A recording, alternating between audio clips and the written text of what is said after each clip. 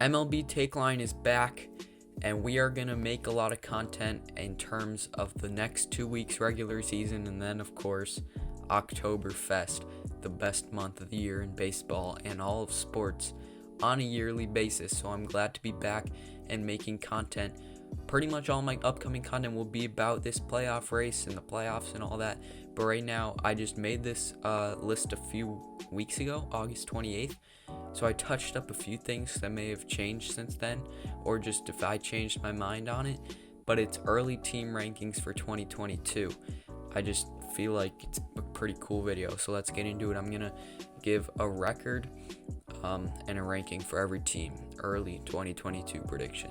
Of course, I'm going to consider who's free agents. I don't know like everybody's free agents, but I have a good idea on a lot of players who are free agents, obviously. And yeah, I'm not going to like mention all of them, but like it's a big factor. And we also are going to look at obviously where they are right now, but who's having up years, who's having down years, like which team is expected to have more players perform better or worse next year. And also like run differential and stuff this year is playing a huge factor in determining how good you should probably be next year. At number one, obviously, is the Los Angeles Dodgers, 106-56. I have them going next year. That this team is a dynasty. If they don't win 3 titles with this core, we'll count the 2021. If they don't get to 3 with this core, that's a big-time failure, because this has a chance to be one of the greatest dynasties in baseball history. Number 2, this is where it gets interesting. 2 through the rest of the list is really interesting. So I have the White Sox at number 2. I have them getting 100 wins, 162. They have a good run differential this year, but their record is really, really not impressive for being in that division, which that division is back to being absolute trash. At least the Royals are trending up. The Tigers are trending up. At least that's the case, but they're still pretty bad teams. Guardians next year are probably going to be bad. The Twins are, who even knows, probably not too good. The White Sox obviously own that division, and I think that will make a good climb to 100 wins. They've been bitten by injuries more than most teams this year. I'm getting pretty excited for that White Sox and Astros ALDS next month, though. Number 3 next year. So if I'm going to be honest, it was 3 through 9 that gave me a lot of problems, or could have gone in a lot of ways, 3 through 10 maybe. But number 3, I have to be fair, I went with the Rays. I'll give them 98-64 in the American League East title. It's just that they're doing it this year with a ton of wins, and it's not even like players are having incredible seasons, and the run differential is there too. So the Rays, maybe somebody could have an even better season, because 98-64, they are competing to try and get 100 wins this year right now. So I think that they have to be in that 3 spot if we're being fair. But number 4 at 97-65, a division rival of theirs, I went with the Toronto Blue Jays. I think the Blue Jays are a 97-65 team next year. They're that good. I don't necessarily think that they could get much better, because Robbie Ray's having a great season for that rotation, and obviously a lot of guys on the offense, like we knew they could, are having very good years. So obviously Vlad's breakout, the biggest part of all that. So while I think that they could pretty much do the same thing again year in and year out offensively, I don't think they could get much better. But why do I have them going 97-65? Well, first off, they've been amazing in the second half. As I'm pretty darn sure I said in the video, watch out. The Blue Jays and the Rogers Center is about to explode and erupt and just go off. And it's happened. I love when like baseball type of things like that like probably don't seem like they should be predictable. But from watching baseball a lot of years, they are predictable, and it never gets old. Stuff like the Blue Jays being predictable to go on an incredible second half run like they have, but can they finish it off and get in the wild card? And if they do, could they get the top wild card or not? More importantly, could they win the wild card or not and play the Rays in the division series? Chances are more than likely that they will not win the wild card game, because there's 3 teams and only one could win the wild card game between the Yanks, Sox, and Jays. So number 5, squeaking right behind the Blue Jays, I have the Yankees at 96 and 66. I had a tough time Rays, Blue Jays, Yankees, and the team right behind, but I did put the Yankees 3rd place. It's just that players on their team, a lot of them are not having incredibly down years, and while they're going to win around maybe 91 games, the reality is that they've played at least run differential, which is correlation with the expected win-loss on ESPN app. I don't know if ESPN's the one that makes that, but that's where I see it. The expected win-loss, like the Yankees are only like expected win-loss is like 78 and 71 right now. They haven't even been impressive. Whereas the Blue Jays' expected win-loss is 93 and 56. The Blue Jays, if you go by that, have played like a 100-win team this year, which I think that seems fair. Number 6, NL East champions, the Atlanta Braves. I think you got to give it to the Braves. Even in the year that was down, even with Acuna, they lose Acuna and still just prove that they are the class of the NL East by taking that division lead. And it's obviously only 2 games above the Phillies. I'm pretty confident in the Braves' ability to finish that off, even though I don't want that to happen. I want the Phillies to catch them. I just feel like the Braves are a team to be confident in, and I think they're a top 6 team in baseball next year, with Acuna back sometime in April or May. Number 7, Milwaukee Brewers, 93 and 69, NL East, NL Central champions. So I can't just expect Yelich to get back to elite form anymore. I will expect his OPS to get back to like maybe 830, maybe like a 115 WRC plus, 120 WRC plus. But yeah, we can't expect him to quite be an all-star again. It would just be a pretty bad prediction at this point. And I just can't quite expect Burns, Woodruff, Peralta to all have so valuable seasons all at the same time for Milwaukee. Whereas their offense will remain pretty average. Still, in that division, the Brewers are the class of it, I think. Brewers-Cardinals could be competitive next year, though. We'll have to see. But as of now, I'm giving it to Milwaukee by quite a bit. Number 8, Houston Astros. So I have the Astros going 92 and 70. You might get a little less out of Greinke. We'll have to see if Luis Garcia can repeat his season or not. A lot of guys have low ERAs for them. Can that continue? As Rizzo hits one foul. Offensively, they're going to lose Correa very, very likely. Obviously, you should get more production out of Bregman, but that's just still like one big guy down. And more that you have to count on. The core guys like Tucker, Alvarez, Altuve, Bregman, Brantley. Number 9, I have the Padres. So on August 28th, when like it was in the middle of the Padres collapse, like it wasn't quite like where it is now, pretty much like the collapse is complete. That was, I guess, mid-stage of the collapse when they were battling with just the Reds for that second wild card, I should say. At this point, though, I had the Padres way up at like maybe 4 or 5 on this thing. I think 5, because we saw them as a top 3 team coming into this past year. Most of us did.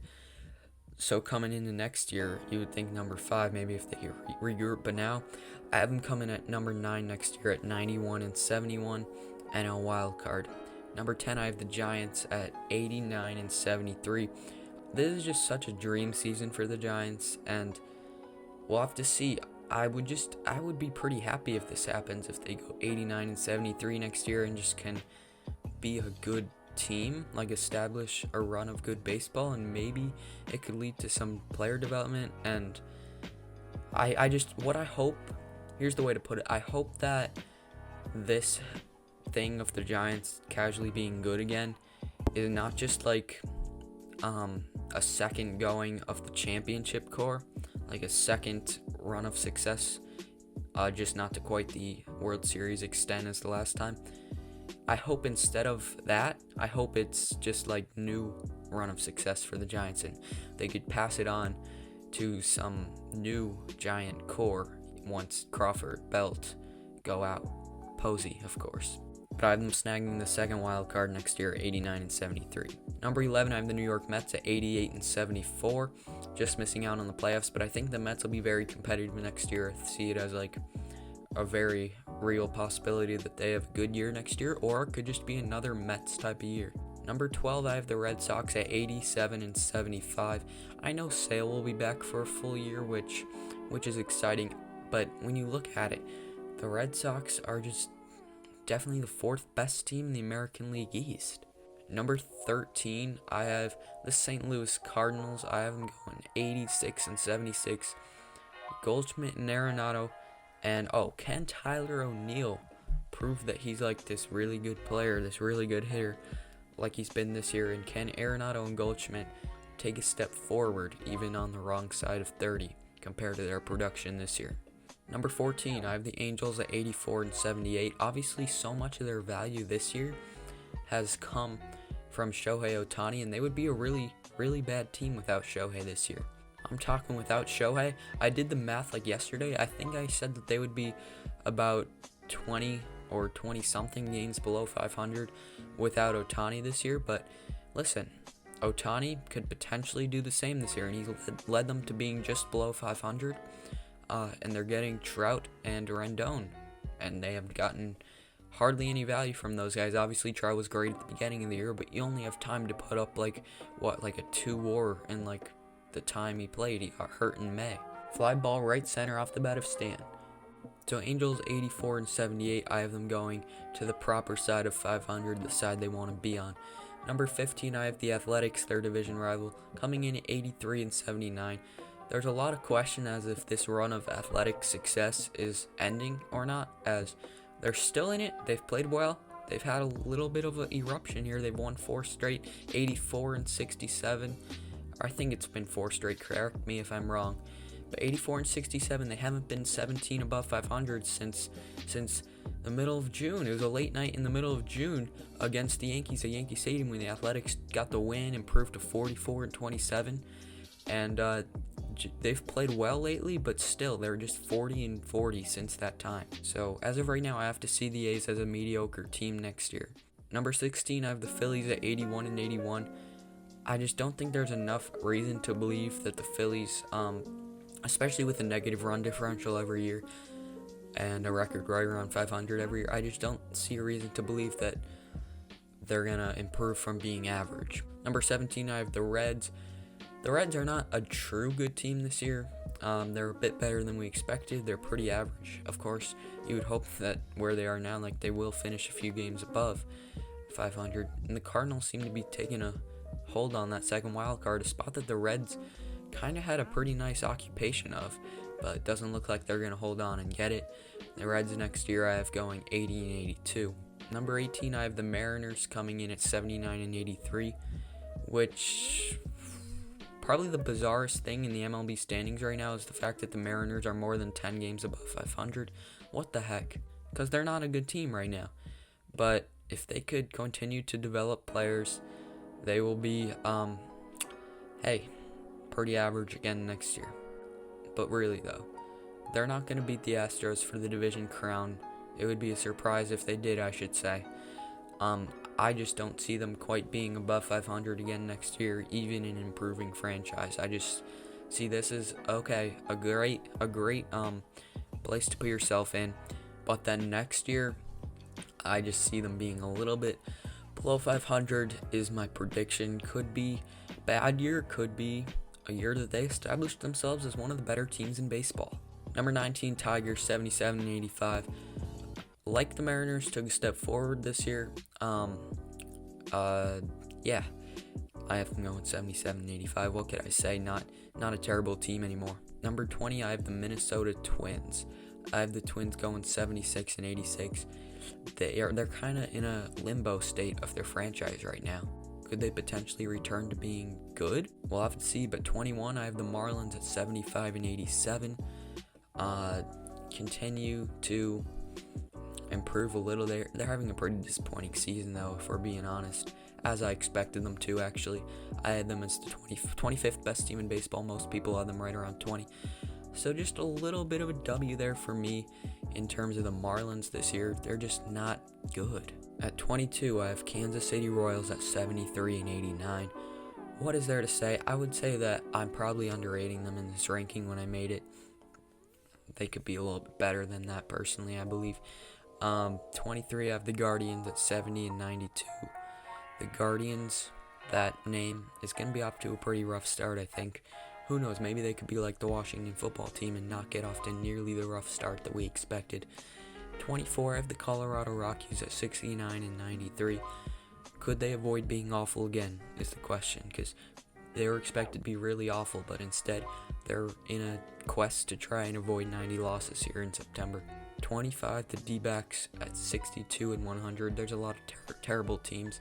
6 absolutely atrocious teams. The D-backs are the first one of those. 26, Rangers at 61 and 101. 27, the Cubs at 59 and 103. 28, the Orioles at 57 and 105.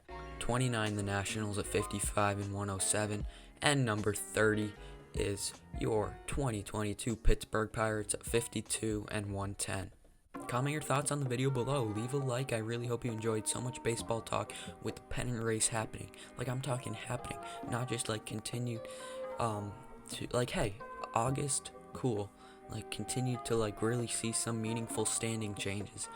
But we're talking everything that the last 6 months have been played for. It's all coming on the line right here. And then the Fall Fest, the Oktoberfest, by far the best month. Like, I don't even know if all baseball fans are like this, but for me, like, when I think of MLB, I'm thinking of the rally towels. I'm talking about October baseball. I'm talking about Hugh leads series 2-1. I'm talking about like stuff like that. I'm talking about getting to come home from school and watch some playoff baseball. I'm talking about October. Who will win the World Series? If it's a successful October, the world champion will be somebody other than the Dodgers. If it's a failed October, the World Series champion will be the Dodgers. For real though, there could still be a lot of great series and then it still end up being the Dodgers. So I'm just excited. I really hope that we get a lot of intriguing matchups and baseball games and long series. Just subscribe. You already know you want to. See you guys next time. Appreciate you watching so very much.